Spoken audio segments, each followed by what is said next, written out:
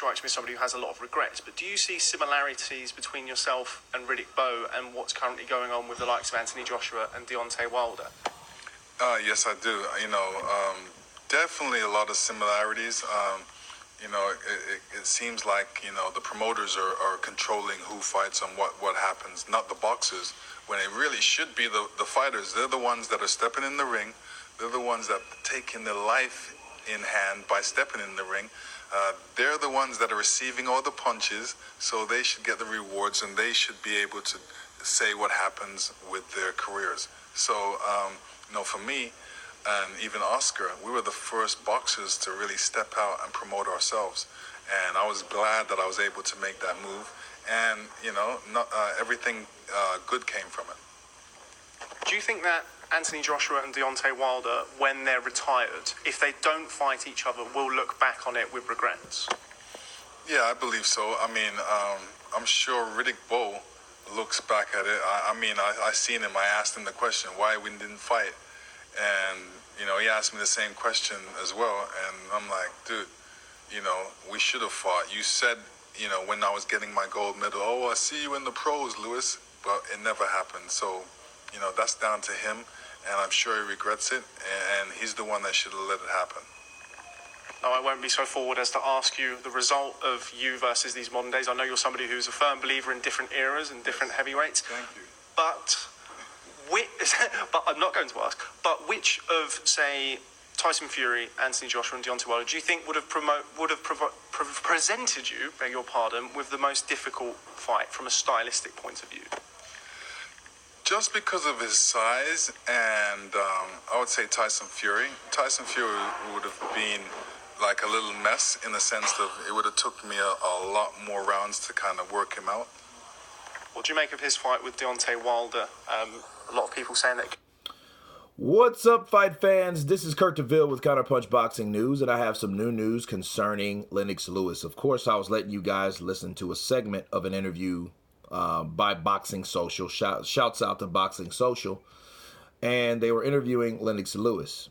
And they asked Lennox Lewis on his comparison of why he didn't fight Riddick Bowe and the ongoing debate about Joshua not fighting Wilder. And it was a good comparison because those guys never fought. Lennox Lewis and Riddick Bowe, of course, Wilder and Joshua are still in their primes. So that fight could maybe still happen, okay? We don't know what the future holds. But it was a good comparison, and Lennox Lewis did have that to say about the promotional companies, and it seems like the promotional companies are the ones that are predicting who fights who. And it shouldn't be, it should be the fighters. So really what he was conveying was that these fighters should really want to step out and promote themselves, like Deontay Wilder now claims to do. But we clearly see that's not the case. We clearly see that he's not picking the fights that he wants to fight. He's not, because a person that picks his own fights is not a person that says, I don't know what's going to fight. My schedule's already mapped out, and, it's a lot of politics behind it. A person that promotes himself don't talk about politics because he is the politic. He is the politic, right?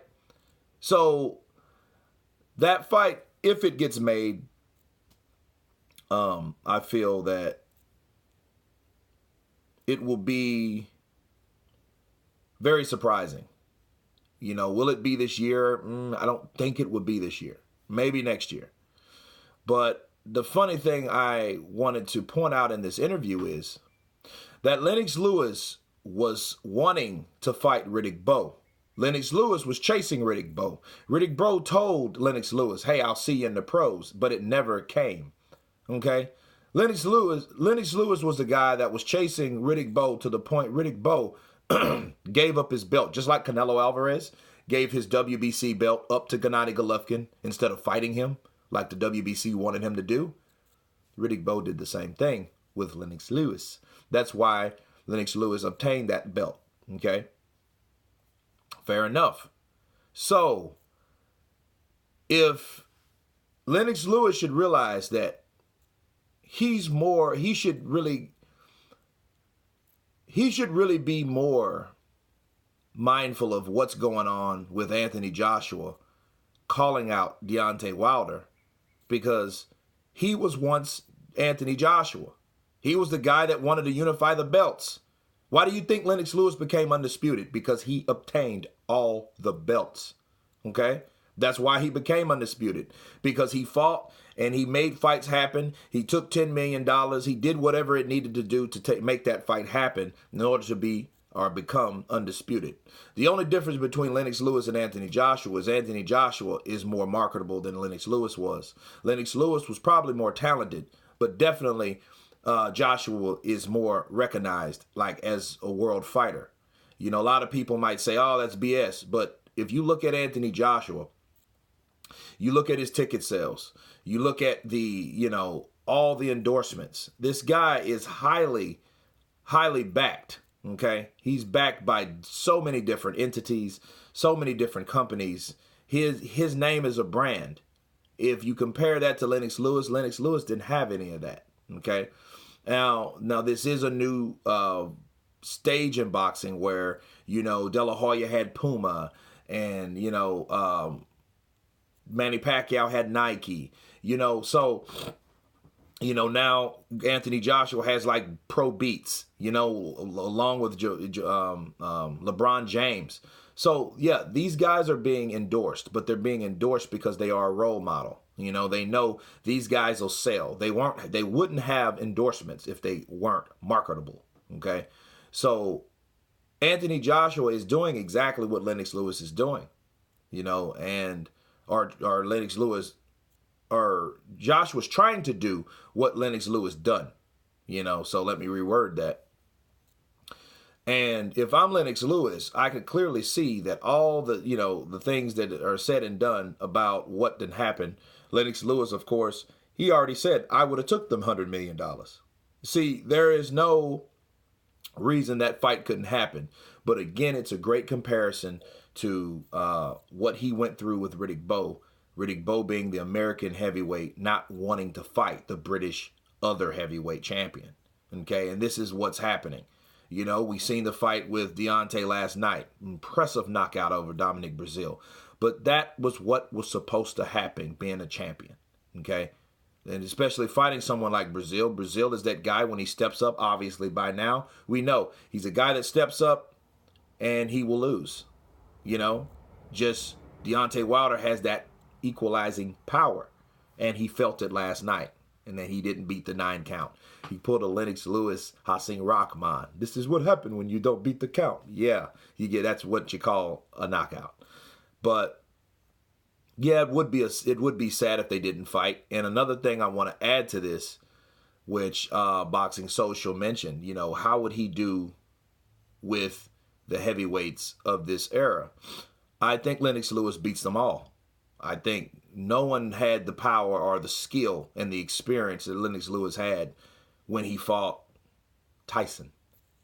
That version of Lennox Lewis, or when he fought Tua, even better, because that was 2000 when he fought Tua.